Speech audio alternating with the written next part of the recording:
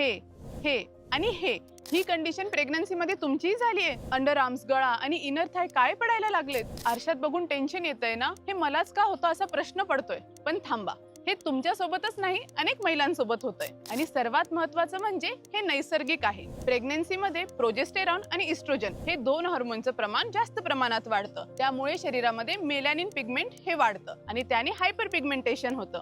म्हणजेच त्वचा ही काळसर पडते आणि यामुळेच महिलांना चेहऱ्यावरतीही मेलॅझ्मा होतो. पण काळजी करण्याची गरज नाहीये, कारण की डिलिव्हरी नंतर हे सगळं आपोआपच कमी होणार आहे. मात्र आपल्याला लक्षात ठेवायचंय, कोणत्याही परिस्थितीमध्ये तिथे ब्लीच करायचं नाहीये, स्क्रब करायचं नाहीये, कारण त्याने त्वचा अजून सेन्सिटिव्ह होणार. तसंच स्वतःची तुलना बाकी महिलांसोबत करायची नाहीये आणि आरशात बघून टेन्शन घ्यायचं नाहीये. पॅनिक होणं थांबवा. तुमचं शरीर हे तुमच्यासाठीच काम करत आहे. ही एक सामान्य आणि नैसर्गिक प्रक्रिया आहे. शरीरात होणारे हे बदल समजून घ्या, स्वीकारा आणि स्वतःवर प्रेम करा.